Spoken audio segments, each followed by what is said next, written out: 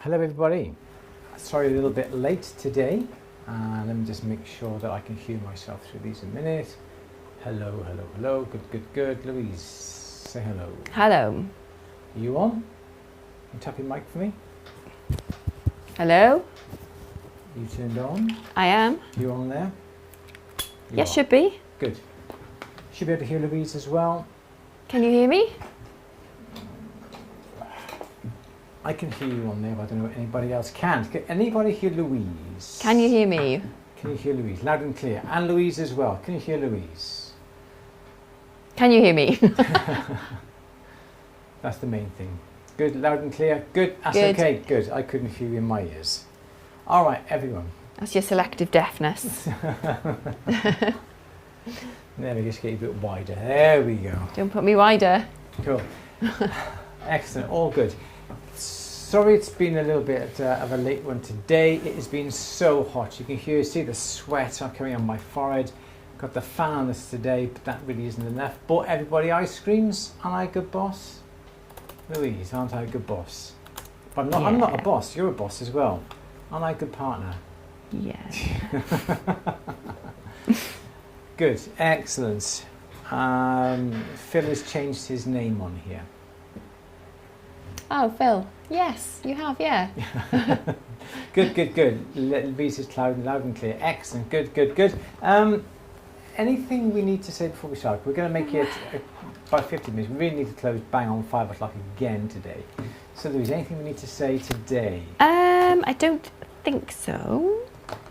Be happy organising something today for next week? Yes. Should I say it or will you? You can. Okay. So next Monday is going to be another one of our workshops. It's going to be all about... Well, I think it's going to be cooler. Sorry to interrupt. If it's like this, I think we're going to faint off in here for 3 hours. Yes. Especially what the weather's going to be like. I think it's, yeah.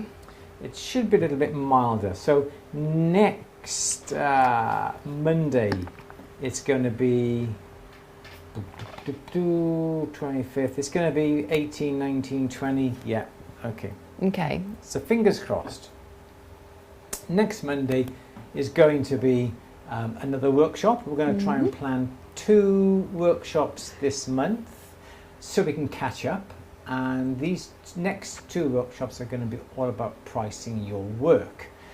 How to price up your work successfully. The first one, next Mondays, is all going to be about pricing your work. But pricing if you were like a hobbyist, should we say a hobbyist? What should we title it, Louise?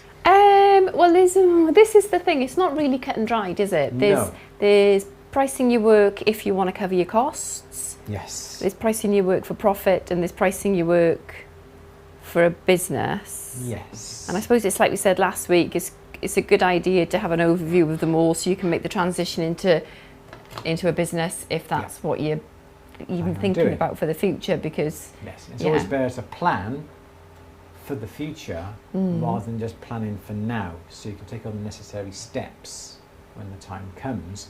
You've already put things into action. Yeah, planning is key. So next week is going to be all about pricing your work, but it's pricing your work if you have it's a hobby, or if you're making jewellery from your garage or from a shed or from your kitchen worktop or a spare room.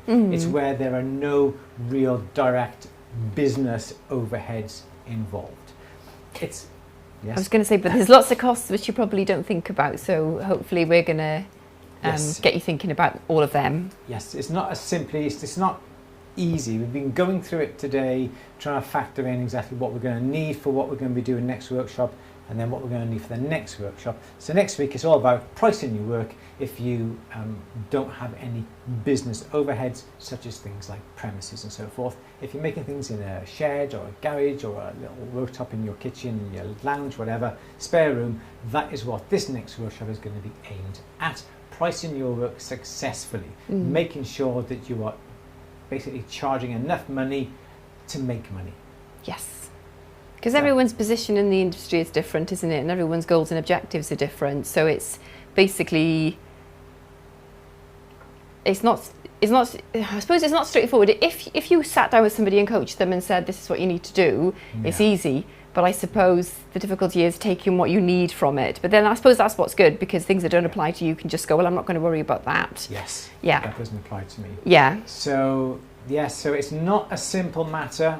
As Susan was just going to say, don't forget time and money. This is the easy thing. Everyone is quick to say, oh yeah, well then you do time, you do materials, times 1.5, you do this, you do that, times this, you do this, you add this profit for wholesale, times it for retail. Yes, we all know that. That's the easy bit. So we're not going to concentrate on that bit, we're going to concentrate on what you need to make, what you need to do to factor in to make money. So ignore all that. So and the very good thing is, sorry to interrupt you, is we're going to do the kind of the more like home setup in the first half. And then we'll give it a week or so you guys have got a chance to ask questions, and if there was anything that you weren't sure of, we can resolve all that before we move on to the next bit, which gets a little bit more in depth. Exactly. So rather than just throw it all at you, we're going to split it up into 2 parts to make it a lot more manageable. Too mind-blowing with all the things that we're going to be throwing at you. It's going to be good. So there you go, excellent, good. That's the workshop next Monday. Again, look out on social media. If you're a member of At the Bench, a paid member of At the Bench, it's included in your workshop. If you're not a paid member of At the Bench, it is going to be £15. Simple as that. But look out for that over the next few weeks. I got to get on with that this week as well. So, anything else, Louise, before we need to start? I don't think so. Okay, good, excellent. That's okay, nice and simple. Okay, so here we go. Here is Monday the 18th of July's Q&A. It's 4 p.m, 10 past, quarter past 4. It is Monday. Louise, I have an answer written on the board already. Oh, yes, I have a question already. G major, I do believe. Yes. Let me get G major. There's 2 actually. We're going to look at this one where have I first put of it all. now? Oh, it's in my email. I've got so many files here. Okay, basically we talked about a little clip of a video of somebody parve setting with a ball burr. Yeah. And I'm sorry I didn't get your name in the email, but you said a ball burr to cut the exact size of the stone to cut the seat, and set the stone in these 3D CAD printings. When I try to do the same, I can never get the stones to sit tightly. So that was the question. That was the question, yes. So the answer is, when you see these films upon Instagram, everyone's got a ball burr and they're going, do, do, do, do, do, do. It's so speeded up. It's unbelievable. You come along with a ball burr and they go down, and they get the stone goes in, they push it, it sits lovely, lovely and tight, doesn't it? And this is what I think G major was, G major? Yes, G major was having problems with. His stones don't sit and don't fit tight. Now, what they don't show you on all of these films is that these films are calibrated films. These stones are calibrated. They are an exact size. Every single stone is an exact size. They are calibrated. So, for instance, they're not like 1.6, 1.8, 1.7s, 1.9s, 1.5. They are completely 1.8, 1.8, 1.8, 1.8, 1.8, and so forth. That makes life so much easier, okay? And they're using a ball burr. And the reason why they're using a ball burr is because of the nature of the curve to the ball. Okay, we have this curve here.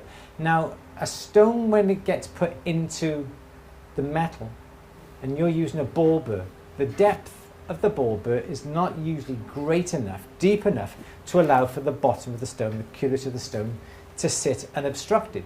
So what, again, perhaps they don't even show you, is that the stones have already been pre-drilled, or perhaps another ball burr has been come in to take away more space down the bottom. So now you've got a nice opening with a hole in the bottom, so the curvature of the stone will fit down inside.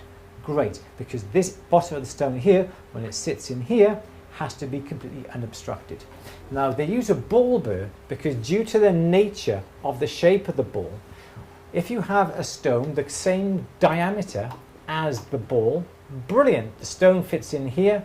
This should really, in theory, come up a little bit more. So there's a bit of a straight side like that there.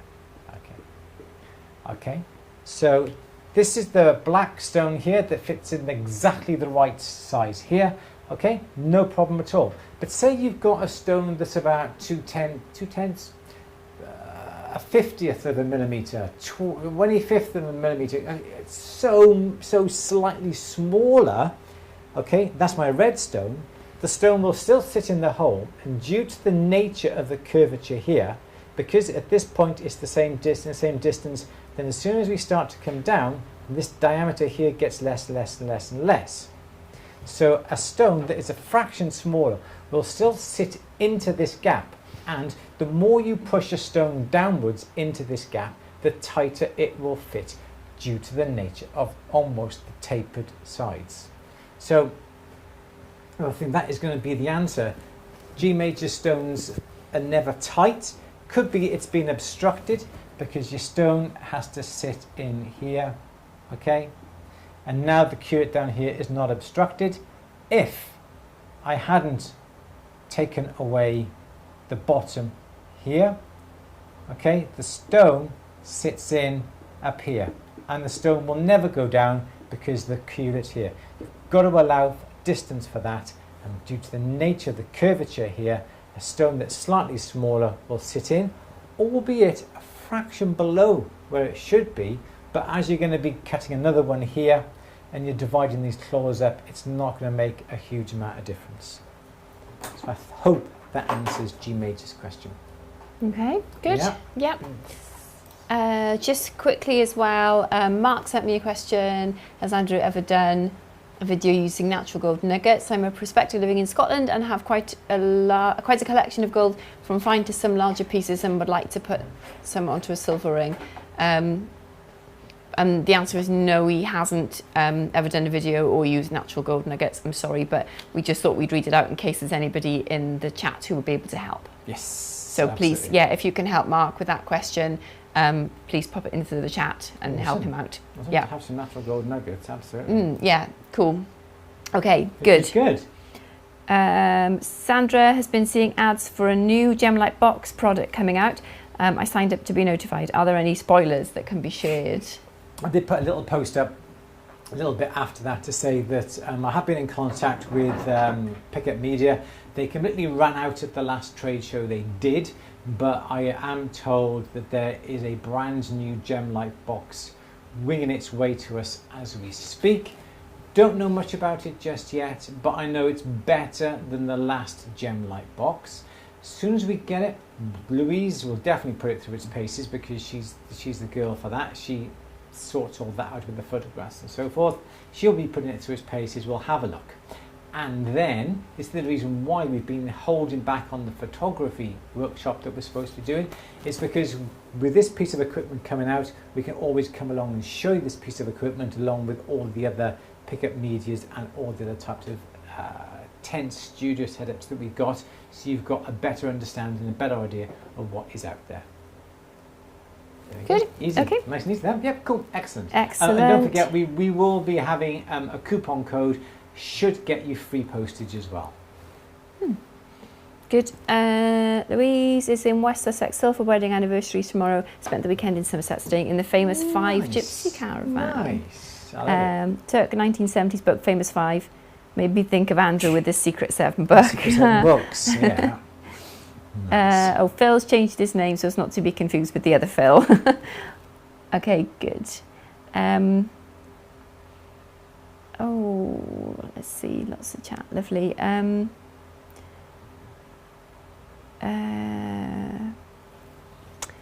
Okay, any questions? I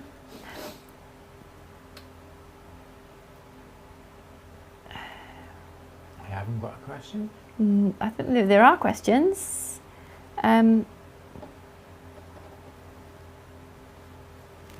Just talk amongst yourselves. Any questions? Any questions? Come on, let's ask. Come on, guys, it's boiling hot. Okay, Phil's got a question. Oh, right, okay. When sand casting with silver, is there one small pit, or if there is one small pit or dip, is there any way of filling the pit with a combination of silver and solder? Got a ring in with one and cannot file any more away. Some people come along with a bit of solder and fill in the surface with a bit of solder. I don't like to do that because the silver solder is going to show. you're better off if you've got like the surface with a little dip like this, or however big that may be, like that. What I would be inclined to do, I would be inclined to come along and just drill a hole, okay, like that. Then get a piece of silver, the same parent metal, same as the parent metal, and put the silver rod in here like that, solder it, and then file that flush. Whereas then, so here would be your surface. If you'd used some solder, you would see a faint solder area. You also may get a little bit of pitting within the solder that would become apparent, pretty unsightly. But if you drill that out, okay, and then you put a piece of metal in, you could even try and burnish it over, so they would try and blend in seamlessly. Even if you did put a bit of solder and solder that in place, you are very, very faintly going to see a very, very small area of solder that goes around. So that's what I would do. What I would do if there was a pit that was a bit obvious, I would perhaps try and recast it, making sure that you blow all the sand out, because these little pits are caused by little grains of sand in the mould. So always try and make sure that there is not one little bit of sand in the mould. Blow it away, tip it upside down, not shake it, but make sure there's nothing in that mould. And that's the reason why when I cut the pouring channels, I wipe with my finger and scoop all the loose sand away, blow it away, brush it away to make sure there's no pitting. So that's what you got to do. I would drill it, piece of wire exactly the same size, and solder that wire into place. It's on the edge of two sides, so can't drill. On the edge of two sides? Yeah, the pitting. Cast it again then. Yeah. I would. Otherwise you're going to try to take too much away. Or solder a piece of silver onto it perhaps.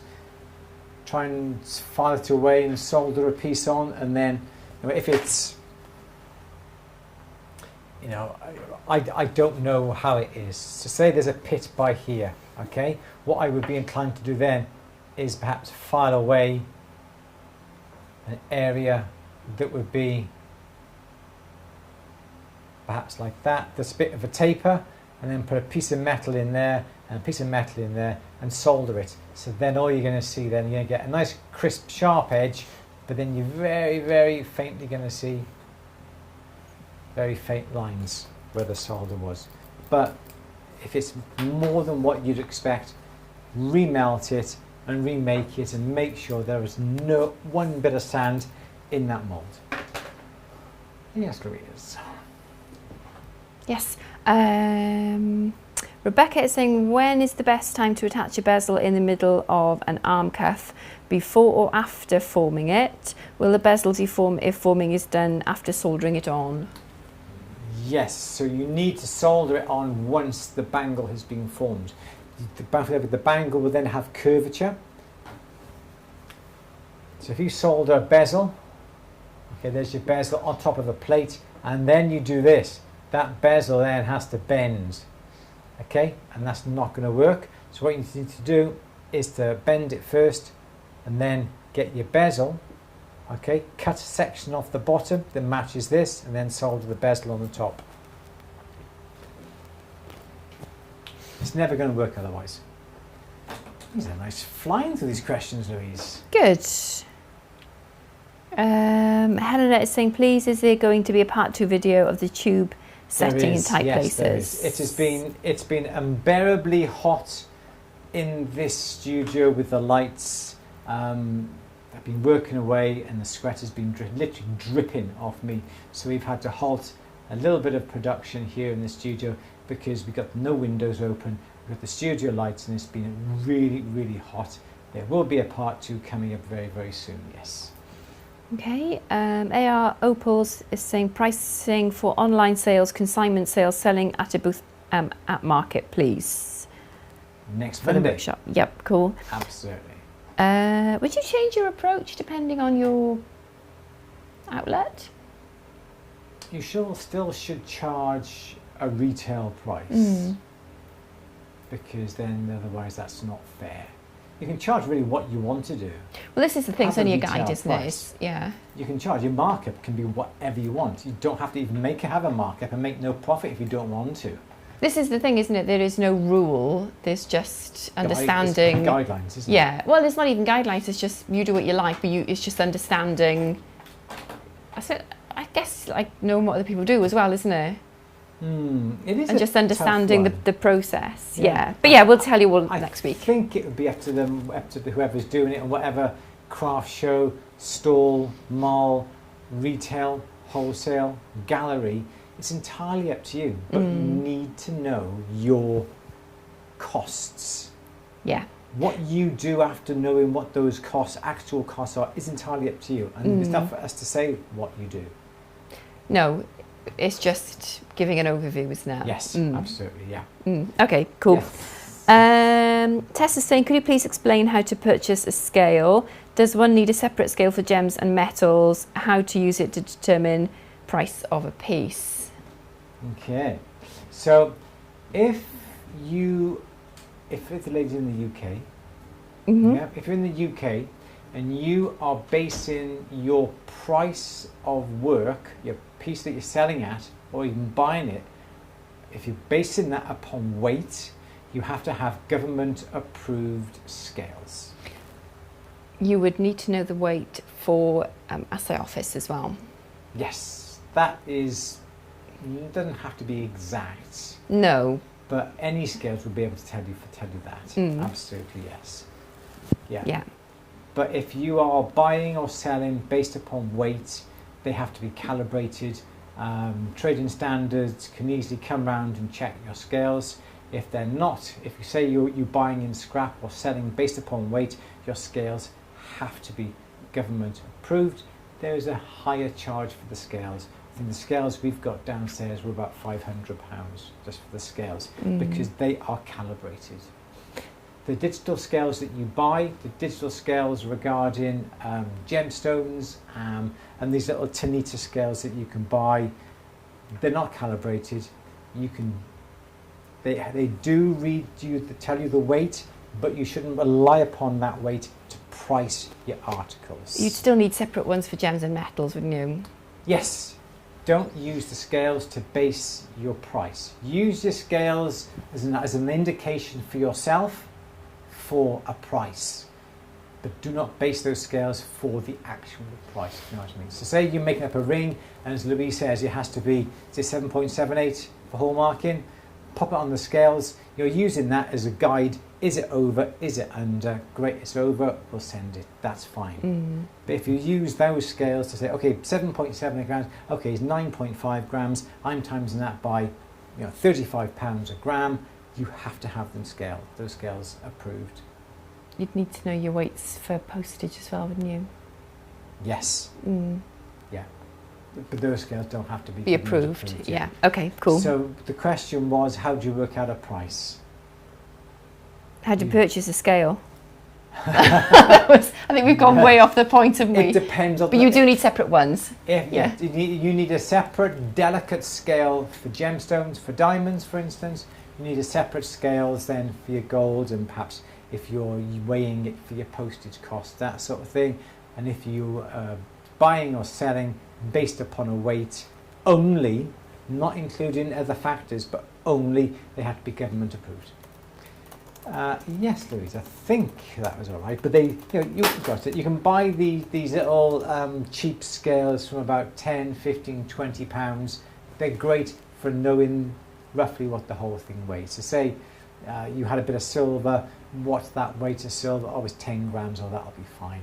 Yep, and then you work on it. And you base the price upon what you paid for the silver, not by the weight.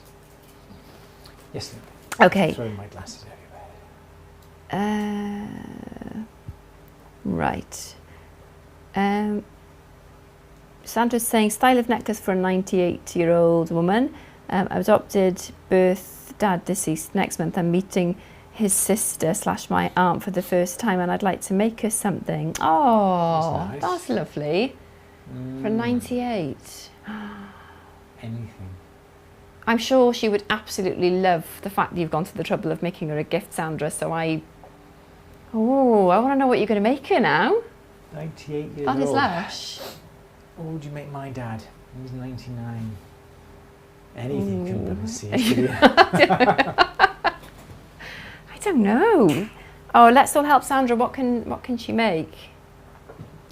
Yes, let's pop in the chat. What can you bake? Absolutely. I think pearls are just timeless. You can't go wrong with pearls. Definitely. Yes.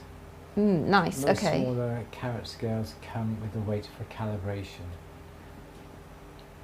They do, but they are not government. They are calibrated for the weight that's supplied with it, but they are not calibrated by the weights approved by the government or by trading standards. Because trading standards have come out to us. Do you have scales? Yes, we do. Show us your scales. There they are. We have to check them. So they get their weights out, put them on the scales, and if your scales do not correspond with what their weight is, they will either confiscate your scales or put a sticker across the scales showing and telling you that you cannot use them, and you cannot use them until you get them recalibrated by the company that then calibrates them to the government approved stamps. I got into a bit of an argument with trading standards. Did I tell you about this, Louise? It comes as no surprise to me. I'm shocked, Andrew. You got into an argument with trading standards. So I said, okay, what's to say that my scales are right and your weights are wrong? Where's the proof to show us? Only you. Where's the proof to show us that your weights, Mr. Trading Standards person, are right? So he had to then produce a letter or form showing us the serial number of the weights that have been approved.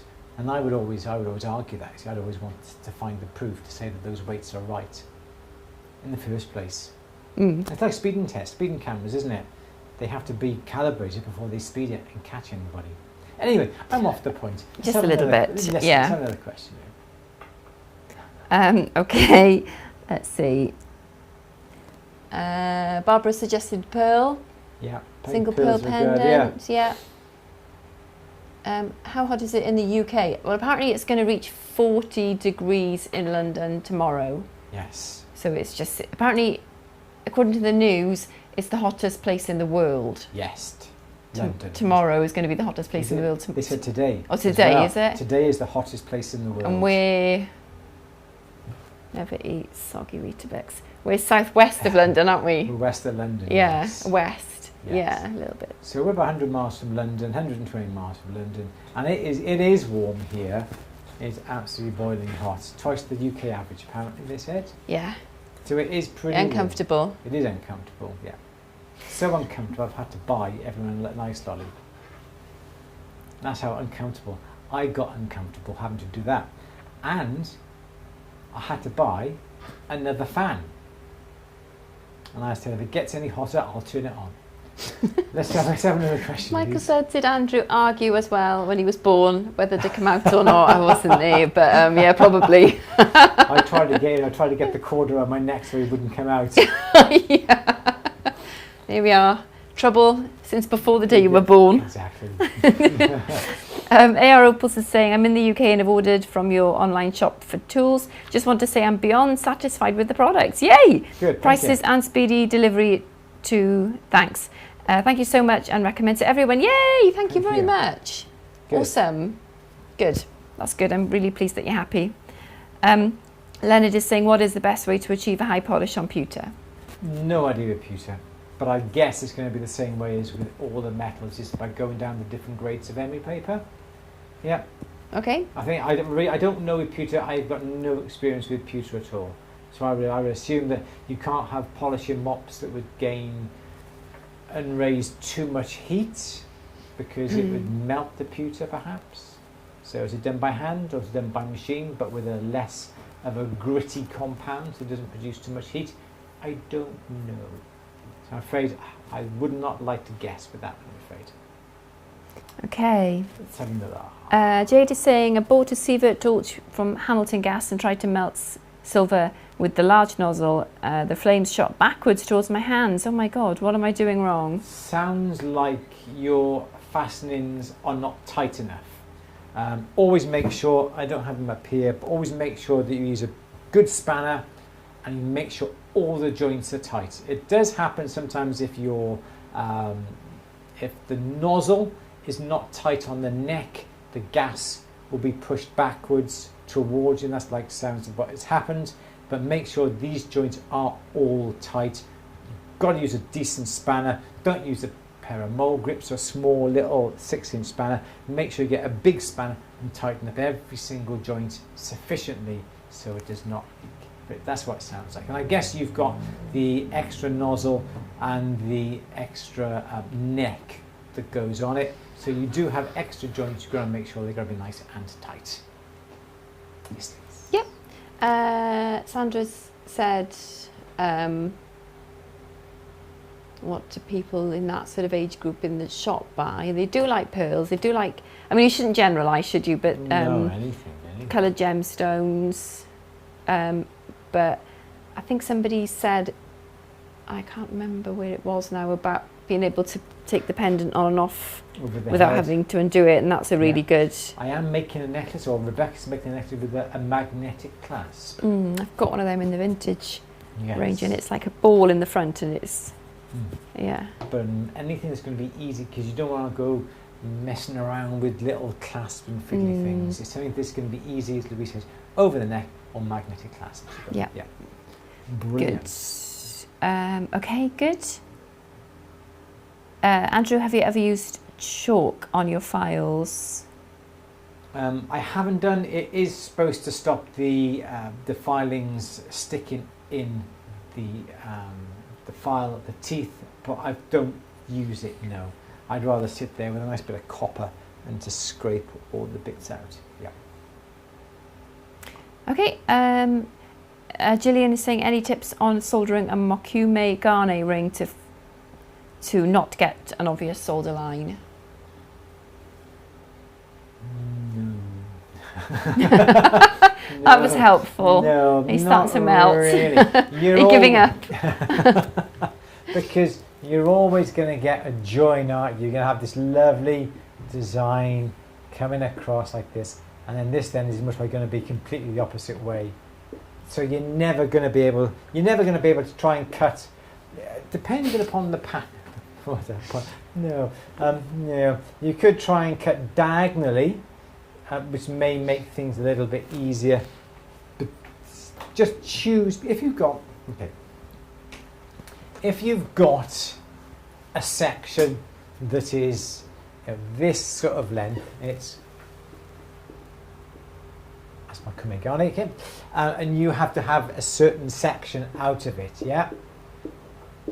Get a bit of paper, cut to the right length that you need, and then lay it on the design to see when this pattern here matches this pattern here the best possible. So if this was me and I was doing this, this looks like a good place because I've got this little bit of a curve here, okay?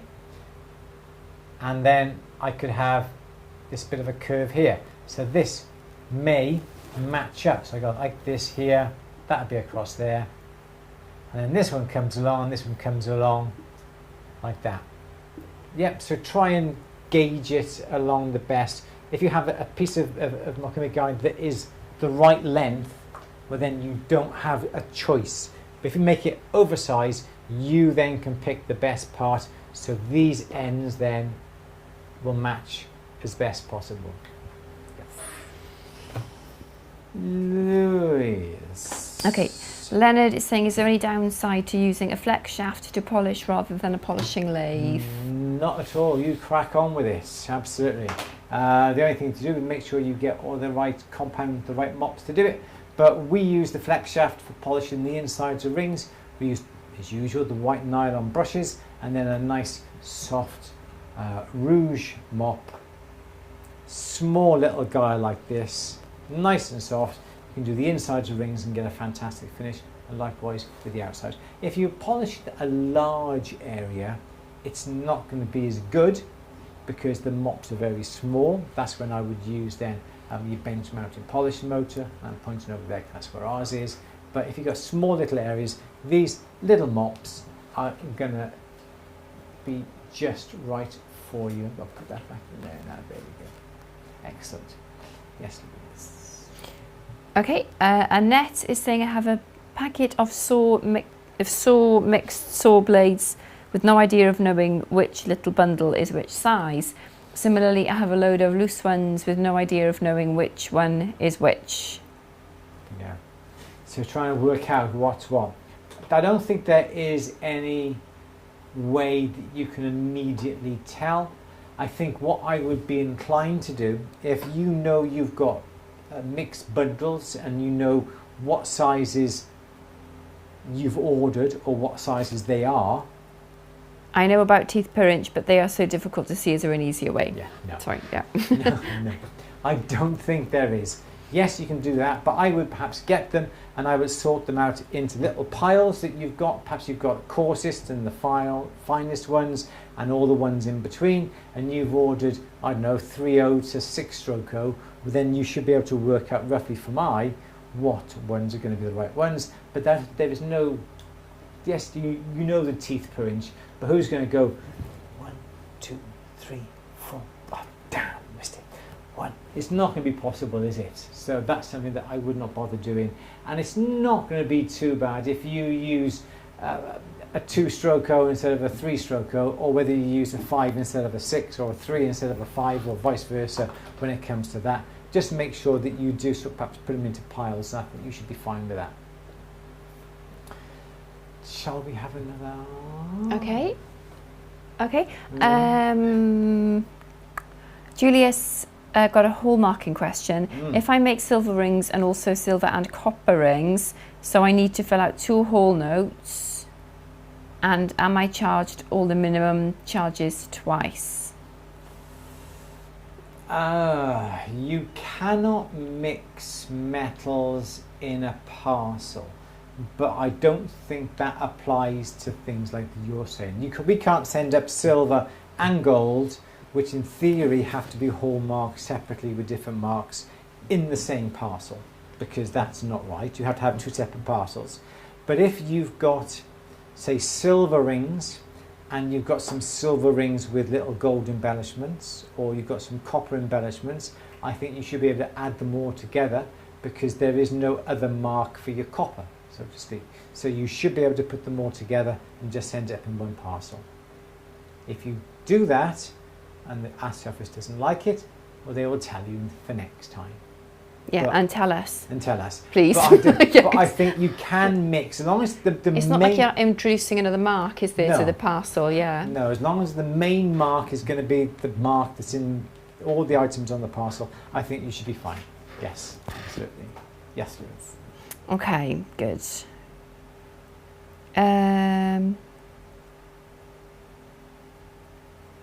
Okay. Oh, this is jumping all over the show. How far did we get?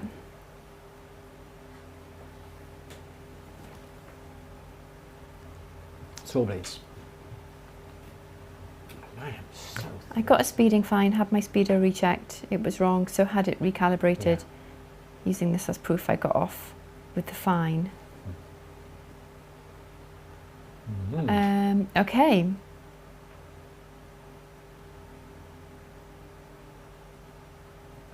David tried arguing with the health and safety person that when using a hammer I didn't need a glove on my right hand because in 40 years I'd never hit my right hand. Left hand lots of times, but right hand never.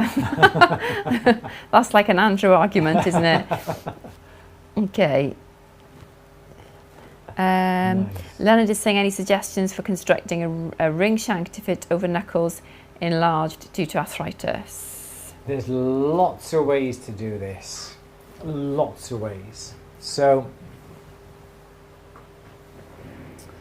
the one way that we do, we've got a ring, okay, and it needs to be the right size to get over a knuckle.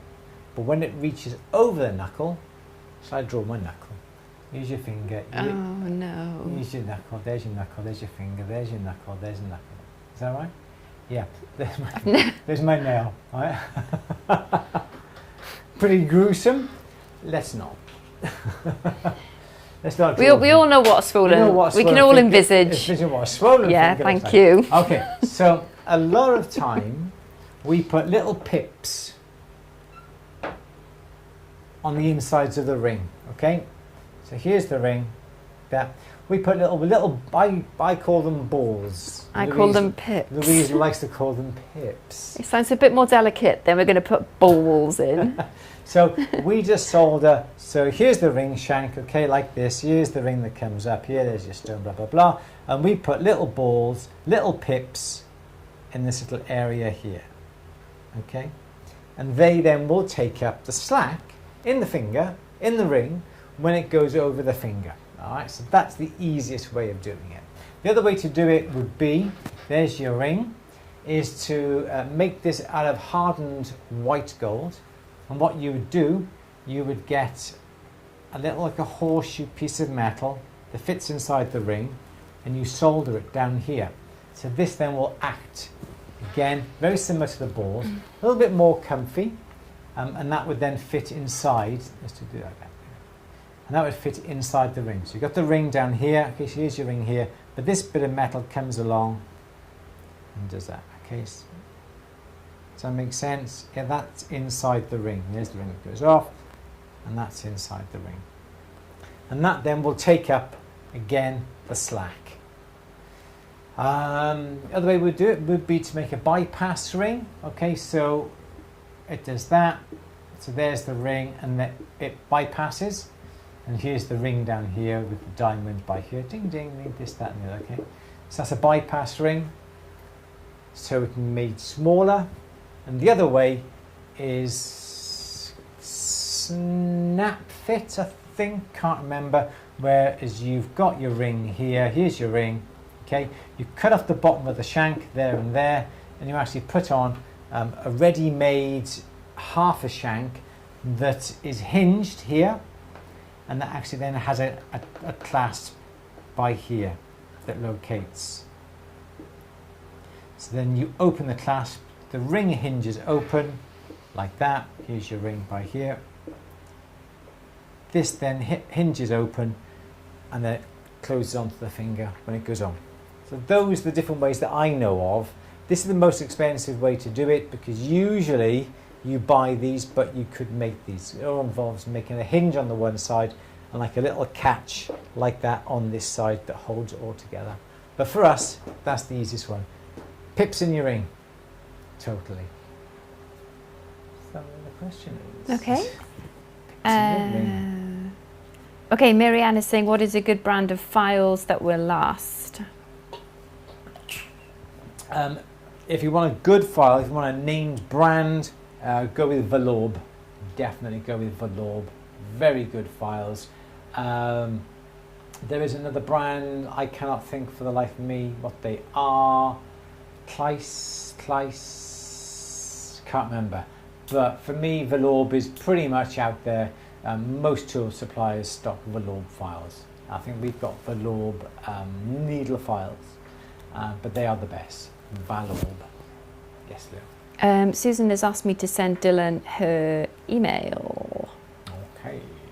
Susan, can you email me the request in the morning, please? And then I will certainly do that for you. So I've got it in writing that, But that's okay. that I'm okay to disclose that.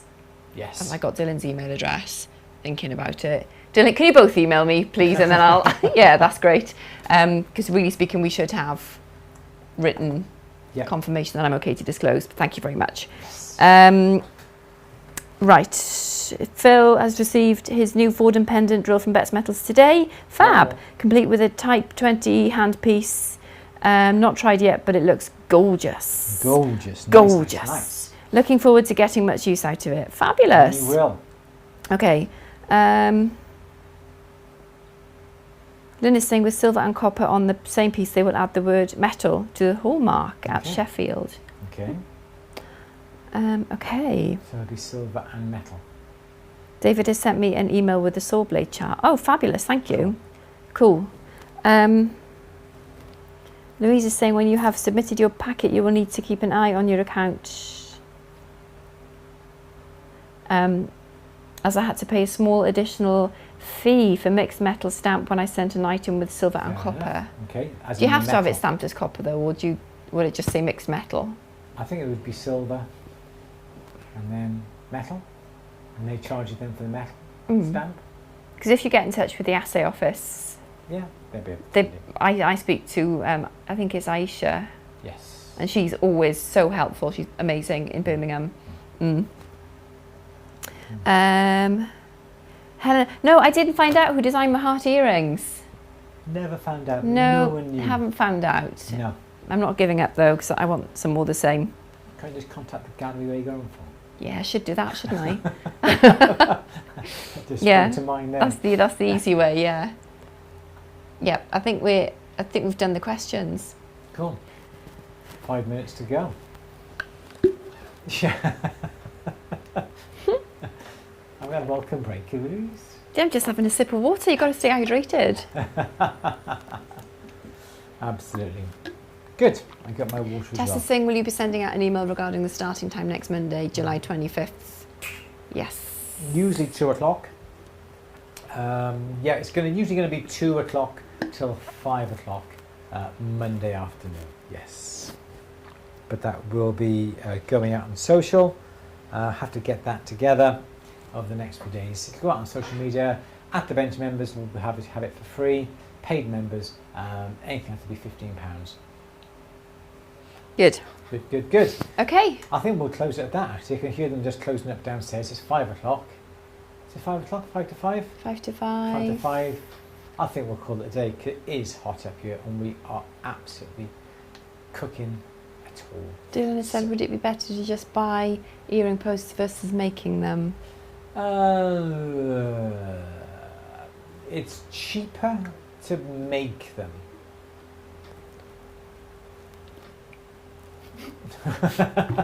That is all. I'm really trying to compute in my head. It's cheaper to make them, but it depends upon you. It's the time, isn't it? It then? is time, solder, time, effort. You got to make the groove in it. You got to round the end of it. You could easily turn around and say, well, the whole piece has been totally handmade, as opposed to buying ready-made components and then assembled. So Dylan, it really depends upon you, and if you feel confident enough to solder them wherever you need to solder them. Obviously, you're going to have to solder them anyway, but soldering wire is going to be easier because then you've got your length of wire that you can cut to whatever length you want. If you have a ready-made post, you may melt the end of it a bit, and then you can't use it then. So I think I would actually make it myself. Yeah. To say it's been. You surprised me. But it's truly handmade. But then I suppose you're weighing that up against the time and the effort it takes you to make them. Yes, and you got to cut the groove in the end. Exactly. I Yeah. would get around those pliers and twist it, but I've been slated for that. Horses for courses, and then a cut burr on the end to round the end. Yeah, I think it's up to you. It doesn't matter too much. I'd rather make it 100%. Yeah, totally, yeah, yeah, great. yeah, I'll do that it. then. Yeah, Absolutely. because then you can confidently say It's all handmade. 100% handmade, and that's lovely, isn't it? That is Yeah. lovely. That'd be nice. That is lovely. That's nice. Right, Louise, let's go home. Okay, Makes sense? let's go home. To Yeah, go that home, makes yeah. perfect sense. Gonna go home, put the fan on. No, right, everyone, we're going to leave you now because it's been too hot here. You can see it's absolutely sweating here. Even though we've got a fan on by the side of us, it is still absolutely boiling. So everyone, thank you very much for coming on today. Do appreciate it. Look out over the next... I expect it's going to be Wednesday before we get out the social media posts for the workshop. Keep an eye on it. Your download links, not download, your links will be in it to join the workshop for free. If you're not a paid member of At The Bench, it's going to be £15. But it's going to be well worth your money. You get your £15 back in the first couple of items that you sell if you price it correctly, and you're going to learn how to price things correctly with our workshop. We need to talk about how because it's two separate workshops. Yes. It's going to be, let's call it, general and more advanced. Yes, the levels. beginner's guide to pricing for profit. Yeah. Whew, just made that up. Well done. Thank you. Pricing and the advanced guide to pricing for profit. Are they going to be two separate charges, Yes. or are they going to be? I think two separate charges. Okay. Two separate rules. If you're just not interested in making it as Yeah, a that's living, you just true. have the first one. If you want to have it and you are making a living out of it, you just pay for the second one. There would be no need to pay for both. Yeah. Yeah? Okay. Does that make sense? Yeah. But just as long as everybody knows that we're available in the interim period between the workshops to make sure nobody gets left behind. Yes, totally. Yeah, and any reason you get stuck, you can always come to us and ask us questions. Yeah. Okay, good. All right, excellent. Good. Thank you very much indeed. Yes, please hit the like button. Be absolutely amazing. Yes, if you're a member at the bench, you just get them all for free. Don't forget, you'll get an email. We did have problems with the emails going out due to cron jobs not working. They have been fixed, so emails will be going out. But don't forget, if you want to make sure that you're getting all the notifications, go to your social medias and put in At The Bench and like us, subscribe to us. Facebook, we always post on Facebook, we always post on Instagram, so please do make sure that you join us and subscribe and like us on those social media channels, because then you'll definitely get notified upon your Instagram, Facebook feeds. But we will be sending emails out as well. Good. Is that it? I think so. All right, let's go. It's rather hot. We got a nice... Oh, we were going to walk home, but we got the car. Yeah, too hot to walk. I couldn't bear walking home. Couldn't bear it. So everyone, take care. We will join you next Monday for our next Q&A, Beginner's Guide for Price and for Profit. Louise? No, Andrew. Think about it, Andrew. So it's goodbye from Louise. Goodbye. I said too quick then. I don't know. I'll turn my fade down to half a second. So it's goodbye from Louise. Goodbye. And it's goodbye from me. Everyone take care. Keep cool. Keep a fan on. Hydrate. Please stay out of the sun. And we'll see you next Monday for our workshop. Price and Profit. Take care, everyone. Bye-bye.